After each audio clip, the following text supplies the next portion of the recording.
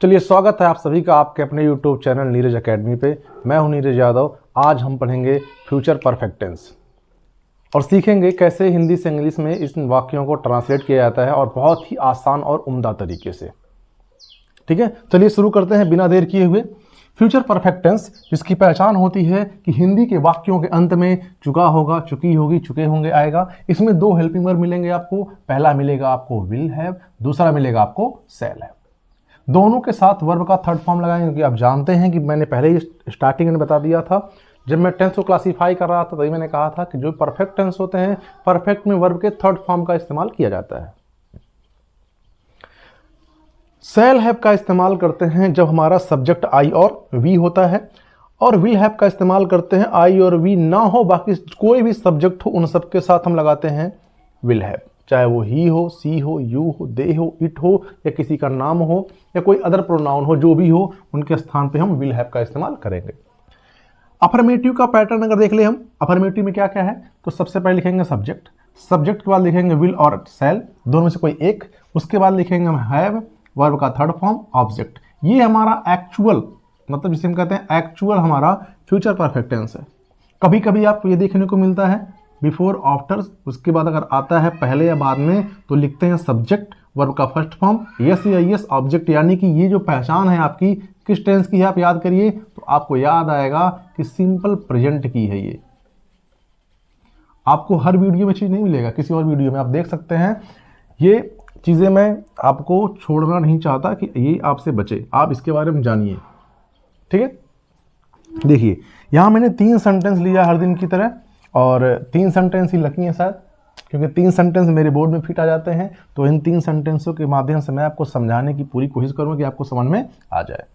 लिखा है वे बाजार में आ चुके होंगे, क्या हो जाएगा, दे। ठीक है, अब दे है, मैंने आपसे कहा अगर सब्जेक्ट हमारा आई वी ना हो, उसके अलावा कोई भी हो, तो हम वहां पर विल हैव ही लगाएंगे। तो इसको हम डार्क कर दे रहे हैं ताकि आपको अच्छे से दिखे, कोई समस्या ना आए। दे, अब इसके साथ लगाएंगे विल, तुरंत लगा देंगे हैव, दे विल हैव। आ चुके होंगे, कम केम कम, थर्ड फॉर्म हो जाएगा कम। कहां पे, in the market.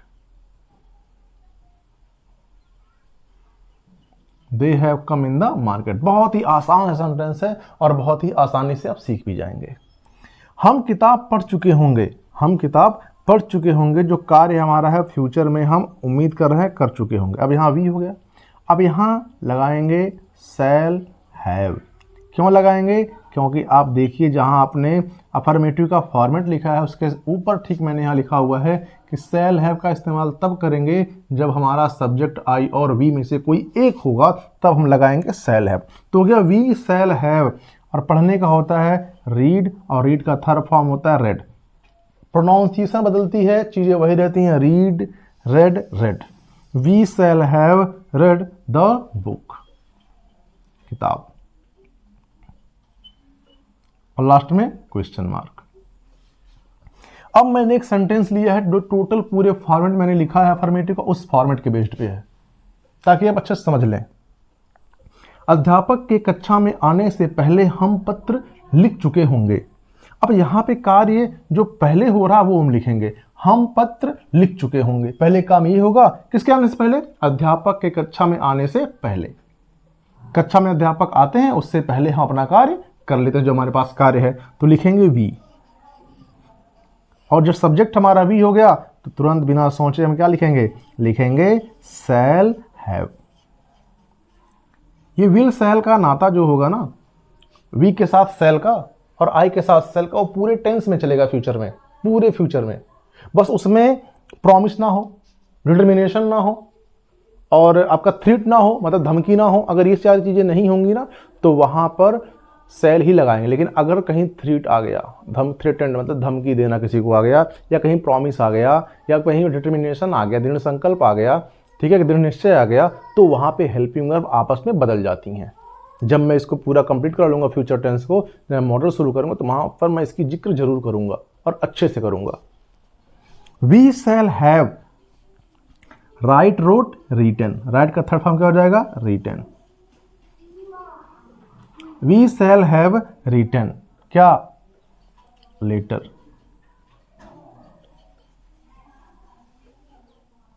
We shall have written a letter, कब, बिफोर, बिफोर। द टीचर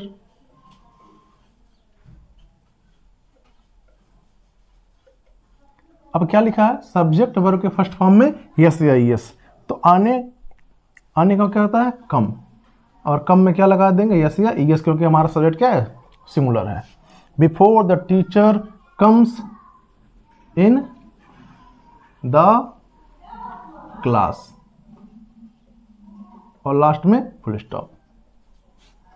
आपने पास्ट परफेक्ट पढ़ा था, पास्ट परफेक्ट में जो काम डन हो उसको पहले लिखते थे और बाद वाले को लिखते थे सिंपल पास्ट में।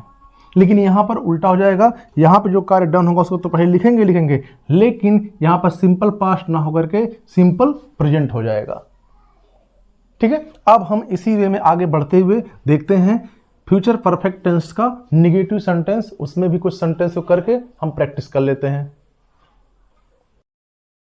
तो अब आगे देखते हैं negative sentence, future perfect tense का नेगेटिव सेंटेंस। पहचान आपकी सेम ही रहनी है और हेल्पिंग वर्ब 2 ही रहनी जो थी, और उनमें जो है जैसे इसको इस्तेमाल करना था वैसे ही करना, उसमें कोई चेंजिंग तो है नहीं। उसके बाद आप देखते हैं कि इसके पैटर्न में थोड़ी सी चेंजिंग आ जाती है। चेंजिंग ये होगी कि सब्जेक्ट पहले होगा, फिर विल, हैव, विल और शैल होगा। 2 हेल्पिंग वर्ब जब आता है तो उसके बीच में नॉट लगाते हैं, तो विल शैल के तुरंत बाद नॉट लगाएंगे, फिर हैव वर्ब का थर्ड फॉर्म ऑब्जेक्ट, और अगर पहले या बाद में आया तो आपको जो मैंने अफर्मेटिव में पैटर्न लिखाया था उस पैटर्न का इस्तेमाल करके यहां भी सॉल्व कर लेंगे। ठीक है, कवि एक कविता नहीं लिख चुका होगा, नकारात्मक वाक्य है। तो अब जाएगा द पोएट। द पोएट मतलब होता है आपका कवि, द पोएट। अब पोएट है, आपको मैंने बताया है कि अगर आई और वी है तो क्या लगाएंगे, शैल, बाकी नहीं है तो सबके साथ लगा देंगे will. Without any hesitation you have to put here only will. The poet will, नहीं है लगा दीजिए not, the poet will not have, the poet will not have write, लिखना, write, wrote, written. The poet will not have written, sorry यहां written तो बिल्कुल नहीं लिखेंगे क्योंकि कविता को कंपोज किया जाता है। ठीक है, रचना की जाती है कविता की, लिखेंगे कंपोज्ड, कंपोज्ड ए क्या चीज, पोएम, और लास्ट में फुल स्टॉप। देखिए आप बिल्कुल यहाँ ये मत सोचिए कि सर यहाँ पे आई के साथ कहीं विल का एग्जाम्पल नहीं करा रहे हैं। मेरे भाई वो जो है वो मॉडल्स की टॉपिक है, लोग उसको जबरदस्ती ला करके इंग्लिश ग्रामर के टेंस में पढ़ाते हैं कि वो टेंस का है, लेकिन वो टेंस में बिल्कुल नहीं आता कि आई के साथ विल लगा देंगे, ही के साथ शैल लगा देंगे। वो चीज़ें यहाँ के लिए नहीं है, वो मॉडल्स के लिए। जब मॉडल्स पढ़ेंगे आप हिंदी से इंग्लिश बनाने के लिए तो वहाँ पे क्लियर कर दिया जाएगा। इसलिए बिल्कुल मत सोचिए कि सर उसका एग्जाम्पल कहीं नहीं दे रहे हैं, क्योंकि हम टेंस पढ़ रहे हैं तो हम टेंस की ही बात करेंगे यहाँ पे। वे हमारी प्रतीक्षा नहीं कर चुके होंगे। अब वे के लिए हम क्या लगाएंगे, दे। ठीक, दे के साथ हम क्या लगा देंगे, विल, फिर लगा देंगे नॉट, फिर लगा देंगे हैव। प्रतीक्षा करना का wait, waited, they have not waited किसकी, अस, या फॉर अस, हमारे लिए या हमारी, फॉर अस, फुल स्टॉप। या आप लगा देंगे directly they have not waited us, वे हमारी प्रतीक्षा नहीं किए या नहीं कर चुके होंगे। शेर जंगल में नहीं दहाड़ चुका होगा, लगा दीजिए द लायन, फिर लगा देंगे विल नॉट हैव रोवर्ड, रोवर्ड कहां पर, इन द जंगल या फिर इन द फॉरेस्ट। देखिए जब चीज़ों को आप बहुत ही आसान वे में समझेंगे ना तभी चीज़ों को अपने कंप्यूटेशनल लाइफ में ला पाएंगे।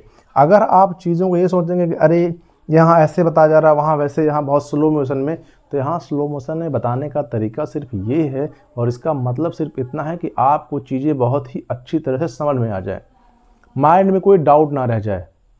डाउट है तो दोबारा पूछ लीजिए, दोबारा देख लीजिए इस वीडियो को, और अगर आपको फिर भी समस्या है तो आप कमेंट कर दीजिए, फिर मैं उसको दोबारा बना के पेश करूंगा आपके सामने के लीजिए, और बेहतर तरीके में पेश किया जाएगा। ठीक है, नोट्स बनाते रहिए और इसको फिर से आप देख लीजिए, जहां पे कोई समस्या है फिर स्क्रीनशॉट ले लीजिए नोट्स बनाने के लिए। फिर देखते हैं हम इसका इंट्रोगेटिव सेंटेंसेस। तो देखिए, ये है हमारा इंट्रोगेटिव नेगेटिव सेंटेंस, और इंट्रोगेटिव नेगेटिव सेंटेंस का ये पार्ट नंबर 1 है, जिसमें वाक्य का, हिंदी वाक्य का प्रारंभ जो होता है क्या से होता है। ठीक है, जब वाक्य का प्रारंभ क्या से हो तब क्या लिखते हैं, सबसे पहले उस टेंस की हेल्पिंग वर्ब, यानी कि इस टेंस में हम लिखेंगे विल या शैल। उसके तुरंत बाद लिखेंगे सब्जेक्ट। अगर हमारे सेंटेंस में नहीं होगा तो लिखेंगे नॉट, अगर नहीं दिया हुआ है तब तुरंत लिख देंगे सब्जेक्ट के बाद हैव। वर्ब का third form object, and then last we will put there question mark, the sign of the question mark. Sentence हमने लिया 2। पहला सेंटेंस है क्या तुम खाना पका चुकी होगी, तो अब क्या तुम है, अब तुम के लिए हम लगाएंगे विल। मैंने आपको बता दिया था पहले ही कि जहां पर आई और वी होगा वहां पर हेल्पिंग वर्ब शैल होगा, अदरवाइज सारे प्रोनाउन और सब्जेक्ट के पहले, नाउन्स के पहले, नाउन के साथ हम लगाएंगे विल। तो जाएगा विल, यू, विल हो गया, शैल हो गया, सब्जेक्ट हो गया, नॉट नहीं है इसमें, लगा देंगे तुरंत हैव। पकाने का होगा कुक, और कुक का थर्ड फॉर्म हो जाएगा cooked. Have you, will you have cooked, क्या पका चुके हैं भाई, भोजन। Will you have cooked food. बहुत ही आसान है, बहुत आसान, बस समझने की आवश्यकता है आपको। क्या माली फूल नहीं तोड़ चुका होगा, परेशान होने की बिल्कुल आवश्यकता नहीं, इसको भी सॉल्व कर लेंगे आराम से। तो लिखेंगे विल द गार्डनर, गार्डन मतलब होता है बगीचा, और जो गार्डन की देख रेख करे वही क्या हो गया, माली, बागीचे का मालिक यानी माली। विल द गार्डनर, अब यहाँ पे नहीं दिया हुआ तुरंत नॉट लिख दिया। आप पैटर्न देख सकते हैं, पहले विल शैल को लिखा, सब्जेक्ट को लिखा, उसके बाद हमने नॉट को रख दिया, अगर नॉट है तो तुरंत बाद यहाँ से उठाइए हैव, रख दीजिए हैव को, हैव आ गया। अब हमारा वर्ब का थर्ड फॉर्म तोड़ना, तोड़ने का स्पेलिंग होता है प्लक, और प्लक में लगा देंगे ed. Will the gardener not have plucked क्या, द फ्लावर, और अंत में question mark. Will the gardener not have plucked the flower, क्या माली फूल नहीं तोड़ चुका होगा। इस तरह से आसान वे में हमने सीख लिया कि इंट्रोगेटिव नेगेटिव का वह पार्ट जो सेंटेंस के प्रारंभ में, या जिस सेंटेंस के प्रारंभ में क्या आता हो, या वाक्य का प्रारंभ क्या से होता हो, तो उन सेंटेंसियों का इस पैटर्न से और इस एग्जाम्पल की तरह से हम हिंदी से इंग्लिश में ट्रांसलेट करते हैं। अब देखेंगे हम पार्ट नंबर 2। आइए अब आगे बढ़ते हुए क्रम में देखते हैं फ्यूचर परफेक्ट टेंस के इंट्रोगेटिव नेगेटिव का सेकंड पार्ट, जहां पे हम उन सेंटेंसेस का हिंदी से इंग्लिश में ट्रांसलेशन करते हैं या अनुवाद करते हैं जिन वाक्यों के बीच में प्रश्नवाचक शब्द आते हैं। प्रश्नवाचक शब्द का तात्पर्य यह है कि वह वर्ड जो क्वेश्चन पूछता हो, जिसका जवाब देना अनिवार्य हो, जैसे कि क्या, क्यों, कब, कहाँ, कैसे, कितना, कितने, कितने, ये सब। ठीक है, और जो हमने पहला पढ़ा था वो था यस या नो टाइप वाला, जिसके वाक्य के प्रारंभ में क्या आता है। दोनों में डिफरेंस जानना अति आवश्यक है, अदरवाइज जो पैटर्न होगा, जो फार्मूला होगा बनाने का, उस फार्मूले में हमें दिक्कत हो जाएगी। QW टाइप इन्हें बोलते हैं क्वेश्चन वर्ड टाइप। तो ऐसे वाक्यों में सबसे पहले लिखेंगे क्वेश्चन वर्ड, फिर हेल्पिंग वर्ब टेंस की, उसके बाद सब्जेक्ट, फिर लिखेंगे अगर नॉट है तो नॉट, हैव वर्ब का थर्ड फॉर्म ऑब्जेक्ट, और लास्ट में क्वेश्चन मार्क। आप हमें कल क्या पढ़ा चुके होंगे, तो आप हमें कल क्या, पहले क्या आया, क्या किस स्पेलिंग हो जाएगा, व्हाट। अब आप है यू, तो उसके लगाएंगे विल, व्हाट, विल, यू, तुरंत बाद लगा देंगे हैव। देखिए अगर पैटर्न को आप देखें तुरंत आपको मिल जाएगा। क्वेश्चन वर्ड हो गया, विल सेल में से हो गया, सब्जेक्ट हो गया, नॉट नहीं है, हैव हो गया। पढ़ा चुके का होता है टीच, और टीच का थर्ड फॉर्म होता है टीच, टॉट, टॉट, तो हो जाएगा taught. What will you have taught, किसे, अस, कब, स्टरडे। स्टरडे तो लगेगा नहीं, क्या लगेगा, कल, और कल क्या है, फ्यूचर की बात हो रही है, तो आने वाला कल क्या हो जाएगा, टुमारो। गलती बिल्कुल नहीं करेंगे कल में, टेंस को बिल्कुल ध्यान में रख के काम करेंगे कि जब फ्यूचर की बात होगी तो आने वाले कल की बात होगी, और आने वाले कल की जो स्पेलिंग होगी वो टुमारो होगी, ना कि स्टरडे। यहाँ जो गलती हो रही थी वो गलती आपसे नहीं होनी चाहिए, बिल्कुल ध्यान रखेंगे। मैं उसे ऐड रख रहा हूँ ताकि आपको भी ध्यान रहे कि हाँ जब फ्यूचर में हम जाएंगे तो आने वाले कल के लिए हम टुमारो ही लगाएंगे। ओके, वे क्रिकेट कब खेल चुके होंगे, अब आ गया है व्हेन, लगा दीजिए व्हेन पहले, व्हेन, विल, उसके बाद दे, तुरंत बाद हैव, खेल चुके होंगे का प्ले, और प्ले में लगा देंगे third form played. When will they have played क्या, क्रिकेट।